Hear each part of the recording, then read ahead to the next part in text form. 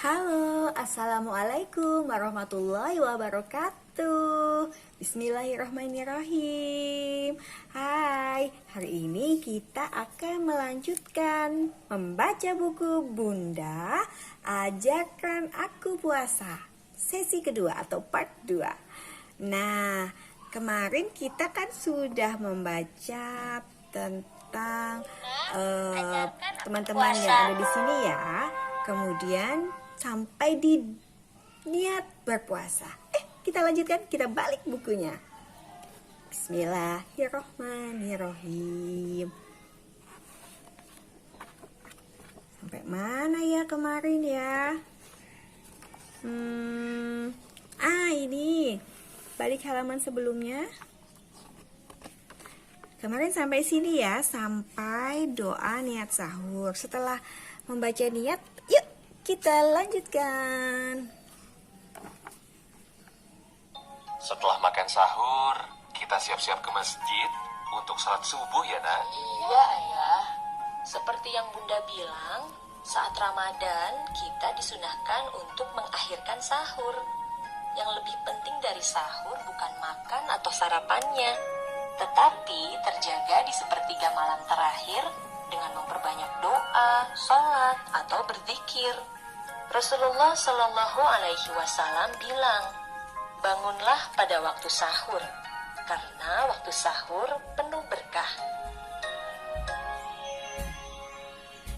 Bagaimana kalau kita malas bangun sahur, Bunda? Sayang sekali, kita tidak dapat pahala sunnah.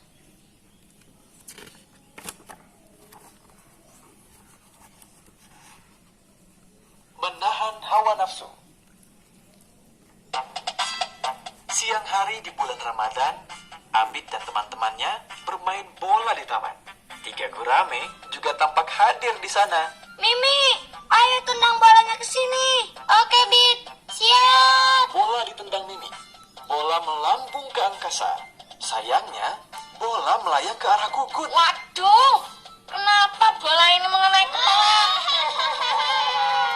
Tuh, lihat si kacamata bulat yang menendang bolanya. Gugun berjalan ke arah Mimi. Mimi tampak ketakutan. Gugun, tadi Mimi nggak sengaja. Maafin Mimi dong.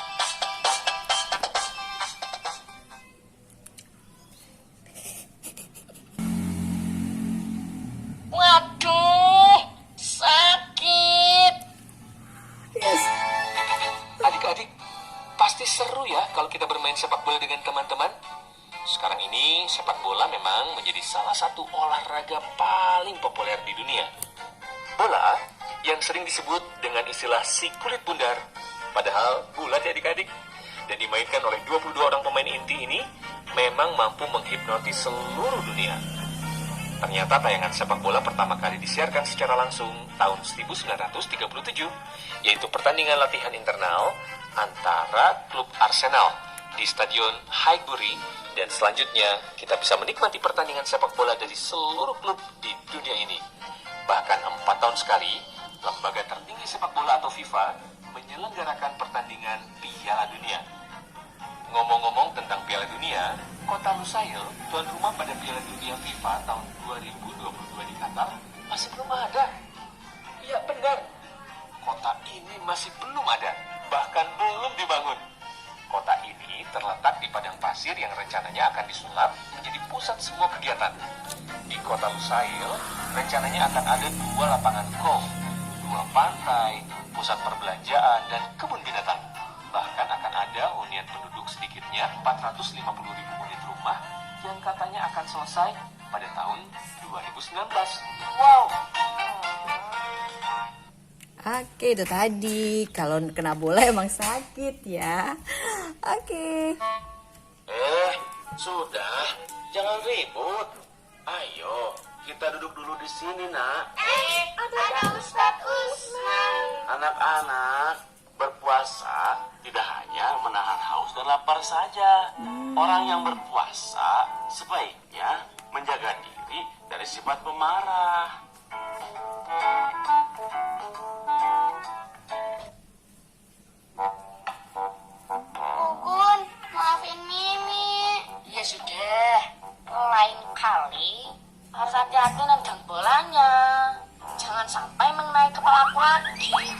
Waduh, apalagi nih? Jangan marah, Kun. Ingat, kamu teh lagi puasa. Iya, aku sudah tahu kok.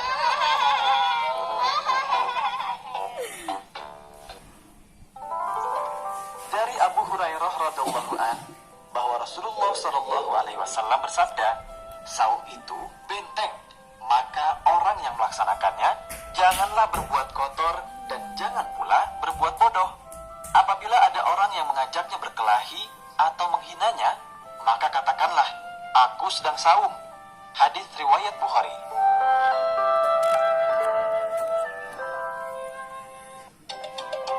Tiba-tiba, suara klakson mobil terdengar. Ayah, Ayo, siapa yang mau ikut? kemana ya? Menengok orang sakit. Aku ikut. Memangnya siapa yang sakit, Pak Umar? Pak Yusuf, petugas amil zakat. Innalillahi. Pak Yusuf sakit? Bolehkah saya ikut numpang menjenguk beliau, Pak Umar? Tentu saja boleh, Ustadz. Mari kita berangkat sama-sama, Ustadz.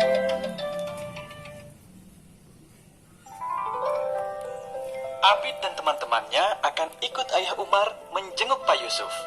Adik-adik pernah menjenguk teman atau saudara yang sakit? Menjenguk teman atau saudara yang sakit memang kewajiban kita kepada saudara muslim kita yang lain. Ada hadis yang diriwayatkan oleh Abu Hurairah radhiyallahu an bahwa Rasulullah Shallallahu Alaihi Wasallam bersabda, yang artinya hak kewajiban seorang muslim atas muslim lainnya ada 5. Pertama, menjawab salam. Kedua, menjenguk yang sakit. Ketiga, mengantar jenazah. Keempat, memenuhi undangan. Kelima, mendoakan orang yang bersin. Hadis riwayat muttafaqun alaih. Kita uraikan satu persatu yuk. 1. Menjawab salam. Salam itu sebenarnya adalah doa dari seorang muslim kepada muslim lainnya. Kalau mengucap salam adalah sunnah, maka menjawabnya adalah sebuah kewajiban. Kalau bisa, lakukan salam dengan lengkap. Assalamualaikum warahmatullahi wabarakatuh. 2. Menjenguk orang yang sakit. Seperti yang dilakukan Abid dan teman-temannya. Saat kita sakit dan ada teman-teman yang datang menjenguk, pasti hati kita merasa senang dan terhibur. Apalagi biasanya yang menengok juga sekaligus mendoakan kesembuhan. Selain itu, menjenguk teman atau saudara yang sakit juga sekaligus bisa kita jadikan sebagai sarana mempererat tali silaturahim. 3. Mengurus jenazah. Mengurus jenazah adalah bentuk penghormatan terakhir kita kepada teman atau saudara kita yang muslim. Jika nanti sudah besar, adik-adik bisa membantu memandikan, mengkafani, mensolatkan, dan menguburkannya. 4. Memenuhi undangan.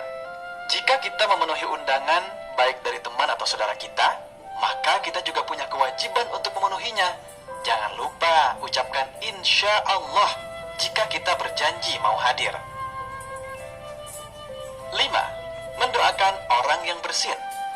Kalau ada teman yang bersin dan teman kita mengucapkan hamdalah, alhamdulillahirabbil alamin, maka kita dianjurkan untuk mengucapkan yarhamukallah, semoga Allah merahmatimu.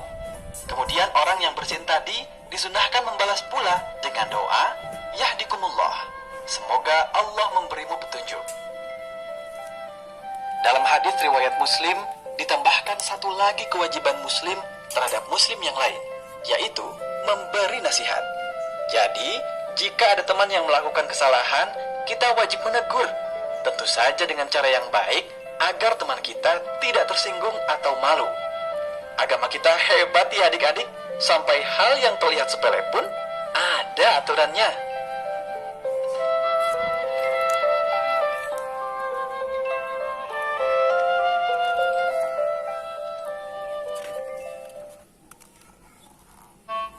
Ayah Umar dan rombongan tiba di rumah sakit tempat Pak Yusuf dirawat. Tepat saat Pak Yusuf harus meminum obat. Pak Yusuf gak puasa ya. Saat sakit atau dalam perjalanan jauh, Allah Subhanahu wa Ta'ala berikan rukhsah atau keringanan bagi kita untuk tidak berpuasa. Nanti kita bisa mengqadha atau menggantinya di lain waktu. Betul kata Abid. Dengan kasih dan sayangnya, Allah Subhanahu wa Ta'ala memberikan keringanan kepada orang yang sakit untuk berbuka atau tidak berpuasa. Oh gitu toh. Ayat tentang keringanan atau rukhsah untuk tidak berpuasa bagi orang sakit. Maka barang siapa di antara kamu sakit atau dalam perjalanan, lalu tidak berpuasa, maka wajib mengganti sebanyak hari yang dia tidak berpuasa itu pada hari-hari yang lain. Quran Surat Al-Baqarah ayat 184. Macam mana lah kau ini? Siapa pula yang mau sakit? Rumah sakitnya bagus, tapi aku gak mau sakit Iyalah, rumah sakit sebagus apa juga kita tidak mau sakit ya teman-teman. Lucu nih teman-temannya si Abid. Oke, kita balik lagi. Bunda sedang asyik membaca Al-Quran ditemani Syafa saat Abid dan ayah pulang dari rumah sakit. Siapa seneng deh dengerin bunda baca Al-Quran. Siapa pengen pintar baca Al-Quran seperti bunda? Semakin sering dibaca, insya Allah akan semakin lancar kok. Betul nak, apalagi ini bulan Ramadan. Dulu Rasulullah Shallallahu Alaihi Wasallam bersama malaikat Jibril selalu menghatamkan Al-Quran berkali-kali selama Ramadan. Kalau Syafa belum lancar, yang penting baca.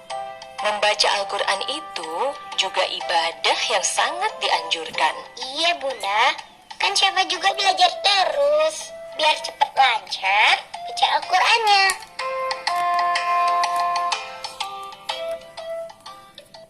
Hal yang membatalkan puasa. Siang hari di bulan suci, Abid dan teman-temannya berenang di sungai. Waduh, aku kentut teman-teman. Wah, berarti Gugun batal kan puasanya? Iya, kentut di air itu kan batal puasanya. Waduh, emangnya kentut di air batal ya puasanya? Makanya kamu jangan kentut di air, Gun. Ya sudah, aku makan pisang saja. Tanggung, sudah batal.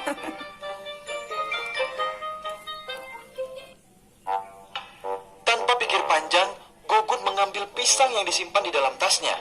Wah, kamu sengaja ya bawa pisang di tas? Enggak kok. Hai Gun, jangan dimakan dulu pisangnya. Kita tanyakan dulu sama Ustadz Usman. Jangan-jangan kentut di air itu tidak batal. Udah tanggung. Lebih baik aku makan saja pisang ini. Nah, kira-kira kalau kentut di air itu membatalkan puasa atau tidak teman-teman? Ayo, ada bisa jawab. Kentut di air membatalkan puasa atau tidak ya? Sebaiknya Gugun langsung makan pisangnya atau tidak? Oke, kita tunggu nanti ya lanjutannya bersama. Kita tanyakan dulu ke Pak Ustadz Usman. Gugun, jangan dimakan dulu, tunggu. Assalamualaikum Ustadz. Waalaikumsalam. Ustadz, Gugun batal puasanya. Loh, kenapa batal puasanya, nak? Tadi Gugun kentut di air. Gugun langsung mengambil pisang. Terus dimakan deh pisangnya. Memangnya kalau kentut di air itu membatalkan puasa ya Ustadz? Anak-anak, yang membatalkan puasa itu diantaranya makan dan minum dengan sengaja, muntah dengan sengaja, dan juga hilang ingatan. Terus kalau kentut di air gimana Ustadz? Kentut di air mah tidak membatalkan puasa, nak. Kecuali kalau sudah kentut di air, terus dia makan pisang, baru itu batal, nak. Lah, loh, Gugun gimana nih? Udah keburu makan pisang.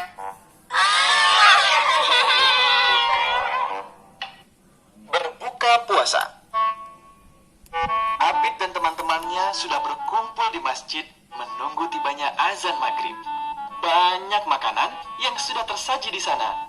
Ada kolak, kurma, agar-agar, kue, teh manis, dan lain sebagainya. Enak ya bulan Ramadan.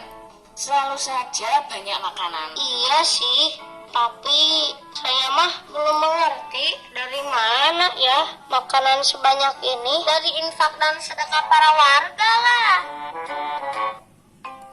Ingat Gun, buka secukupnya aja. Kata bunda aku, Rasulullah Shallallahu Alaihi Wasallam memang menyuruh kita menyegerakan berbuka. Tapi dulu beliau berbuka cukup dengan makan 3 butir kurma dan minum air putih. Kemudian sholat maghrib. Setelah maghrib, beliau menanti sholat isya sambil membaca Al-Quran. Waduh, kalau cuma makan 3 butir kurma, aku masih kurang, Beb. Keutamaan memberi makan orang yang berpuasa.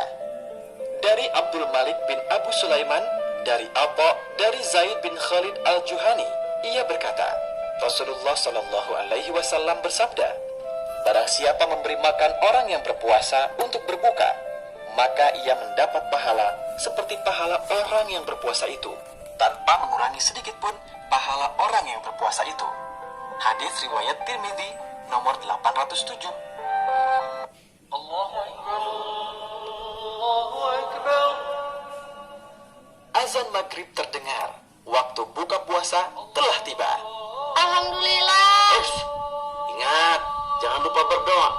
Iya Ustaz. Ayo, sama-sama membaca basmalah. Di zaman Rasulullah, azan pertama kali dikumandangkan oleh Bilal bin Rabah. Tentu saja dulu belum ada speaker atau mikrofon sebagai pengeras suara.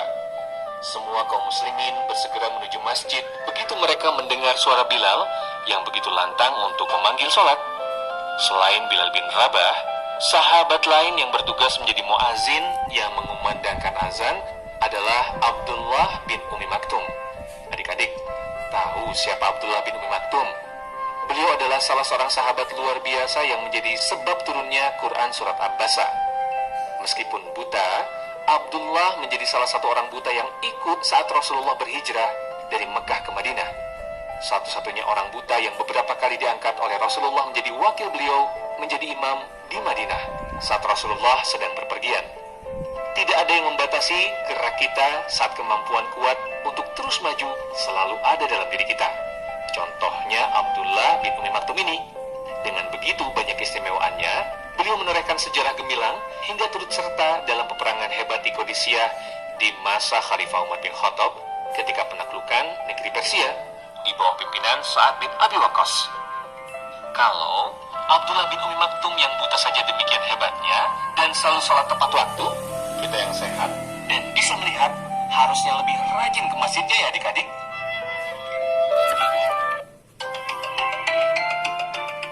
Abid dan teman-temannya membaca bismillah bersama-sama. Setelah membaca bismillah, lalu membaca doa berbuka puasa. Kemudian, semua minum dan berbuka dengan kurma yang sudah disediakan. Begitulah, semua belajar mengikuti sunnah Rasulullah Sallallahu Alaihi Wasallam.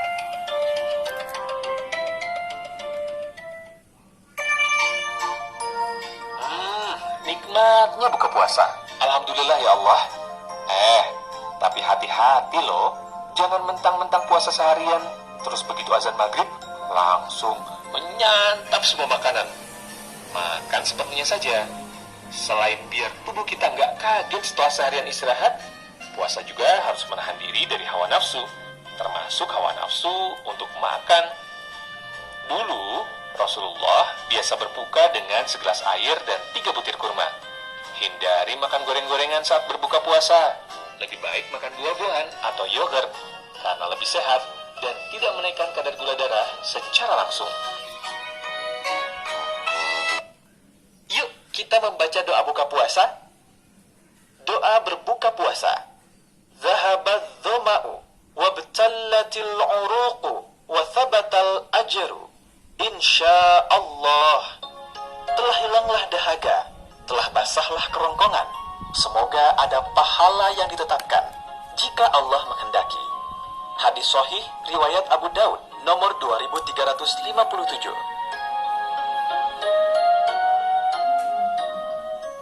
Boleh juga membaca Allahumma laka sumtu wa ala rizqika aftartu.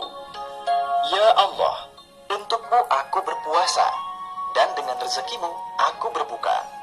Doa ini diriwayatkan oleh Abu Daud. Meninggalkan hal-hal mubah dan tidak bermanfaat.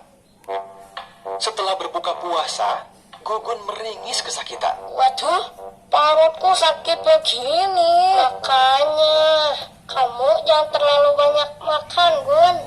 Kan tadi sudah diingatkan sama Abid dan Ustadz Usman. Iya, tapi kan aku lapar, Met. Kalau kau kenyangan, jangan-jangan Gugun jadi ngantuk. Kan kita masih mau belajar barengan nih. Belajarnya gak bisa besok lagi ya. Aku pengen nonton TV dulu, biar nggak kekenyangan. Ya, gimana sih, Gun? Ramadan itu saatnya kita bersungguh-sungguh. Belajar harus tambah rajin, biar makin berprestasi. Bukan malah bersantai-santai. Sayang waktunya dong. Iya, benar, Gun. Mendingan kita isi Ramadan dengan kegiatan yang bermanfaat. Ya deh, belajar dulu kalau gitu. Memperbanyak zikir, doa, ibadah sunnah, dan amalan soleh lainnya. Sepulang dari masjid, sambil membantu bunda di dapur, diskusi tentang seputar amalan Ramadan masih berlangsung hangat. Bunda, tadi sore pas Hakim pulang sekolah, jalanan ternyata lebih macet. Banyak orang yang antri beli makanan atau jalan-jalan, duduk-duduk sambil menunggu buka puasa.